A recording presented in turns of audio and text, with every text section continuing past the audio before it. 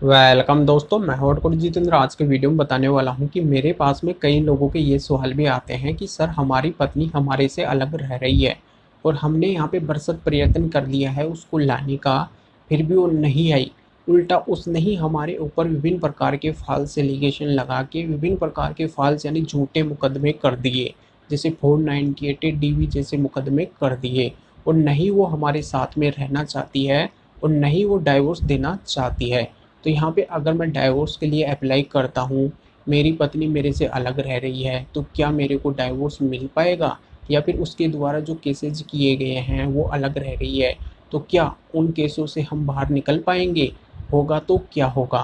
तो बिल्कुल आज एक एडवोकेट होने के नाते आजमाया हुआ प्रैक्टिकली तरीका बताने वाला हूँ कि अगर आपकी वाइफ आपसे अलग रह रही है और उसने आपके ऊपर विभिन्न प्रकार के केस किए हैं या फिर आपने उसके ऊपर केस किए हैं, हर केस के अंदर आपको फ़ायदा मिलेगा। अगर आपकी पत्नी आपसे अलग रह रही है तो किस तरीके से मिलेगा, बिल्कुल अंत तक आपको वीडियो देखना है।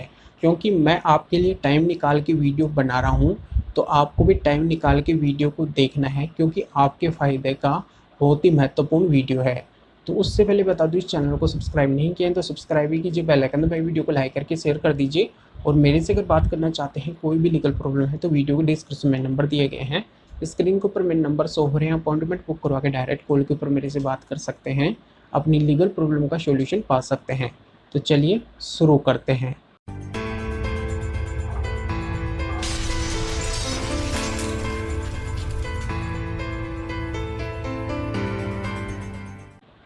तो दोस्तों, यहाँ पे मैं क्लियर कर देता हूँ कि पत्नी पति से अलग रह रही है। पत्नी पति के पास में नहीं आना चाहती है। पति ने प्रयत्न भी किया उसको लाने का, फिर भी वो नहीं आई। उसने कई सारे केस भी कर दिए। यहाँ पे वो डाइवोर्स भी नहीं देना चाहती है। अब पति के पास में कोई रास्ता नहीं है, पति डाइवोर्स लेना चाहता है, पत्नी अलग रह रही है। तो यहाँ पे पति को बिल्कुल फ़ायदा मिलेगा। अगर पति खुद अप्लाई करता है, पति के पास में कोई रास्ता नहीं है और पत्नी अलग रह रही है, तो यहाँ पे HMA सेक्शन 13(1)B में भी ये प्रावधान किया गया है कि अगर पति पत्नी अलग रह रहे हैं, दोनों के बीच में डिजर्सन है और ये डिजर्सन 2 ईयर का हो जाता है, तो यहाँ पे पति के पास में अगर और कोई भी ग्राउंड नहीं है, तो यहाँ पे पति ओनली डिजर्सन को ग्राउंड बना के, यानी कि दोनों अलग अलग रह रहे हैं, पत्नी पति से अलग रह रही है, तो यहाँ पे इस ग्राउंड को पति बना के और ईजिली डाइवोर्स ले सकता है। उसको यहाँ पे डाइवोर्स मिल जाएगा और कोई ग्राउंड लगाने की आवश्यकता नहीं पड़ेगी। केवल वो डिजर्सन से ही साबित कर सकता है कि यहाँ पे जो पत्नी है वो अपनी मर्जी से रह रही है। यहाँ पे उसने तमाम कोशिश की है उसको लाने की, फिर भी वो नहीं आई और यहाँ पे दोनों का डिजर्सन 2 ईयर का हो चुका है, तो यहाँ पे पति को डाइवोर्स मिल जाएगा।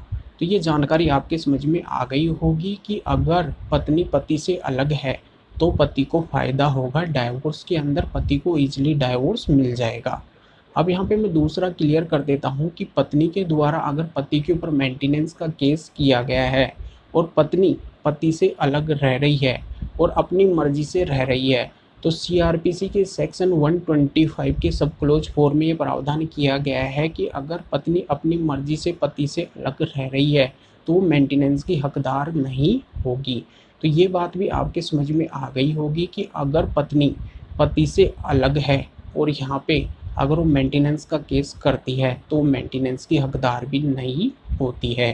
तो ये दो फायदे पति के हो चुके हैं। अब तीसरा फ़ायदा ये बता देता हूँ कि अगर पत्नी के द्वारा पति के ऊपर कोई केस किया जाता है, जैसे 498 या फिर DV का केस किया जाता है और पति के द्वारा पत्नी को लाने का सेक्शन 9 वगैरह का केस किया गया है और पति को सेक्शन 9 की डिग्री मिल जाती है, तो यहाँ पे पति उस डिग्री को 498 या DV केस के अंदर लगा के ये साबित कर सकता है कि यहाँ पे पति की गलती नहीं है, उसने तो यहाँ पे लाने की कोशिश की है, इसलिए उसको डिग्री मिली है। क्योंकि यहाँ पे जो पत्नी है वो अपनी मर्जी से रह रही है, तो सेक्शन 9 से साबित हो जाएगा कि जो पत्नी है वो अपनी मर्जी से रह रही है, पति ने लाने की रखने की तमाम कोशिश की है, वो नहीं रहना चाहती है। तो इस बात से ये साबित हो जाएगा कि पति के द्वारा 498 और DV जैसी कोई घटना नहीं की गई है, इसलिए पति को ये सेक्शन 9 की डिग्री मिली है। तो यहाँ पे अगर वो सेक्शन 9 की डिग्री 498 DV जैसे केसों में लगा देता है तो उसको फ़ायदा मिल सकता है, क्योंकि वो उनके द्वारा लगाए हुए केसों से बाहर निकल जाएगा और वो केस ऐसे साबित हो जाएंगे कि उन्होंने झूठे लगाए हैं। यहाँ पे पति की कोई गलती नहीं है, इसलिए उसको सेक्शन 9 की डिग्री मिली है। सेक्शन 9 का आपको बखूबी पता है कि सेक्शन 9 का मतलब क्या होता है। दाम्पत्य जीवन की पुनर्स्थापना के लिए केस किया जाता है और यहाँ पे पति ऐसा ही करता है, पत्नी नहीं रहना चाहती है, तो इस बात से क्लियरली साबित हो जाता है कि उसने यहाँ पे झूठे केस पति के ऊपर किए हैं और पति को यहाँ पे सेक्शन 9 की डिग्री मिली है, क्योंकि वो तो रखना चाहता है, उसकी गलती नहीं है।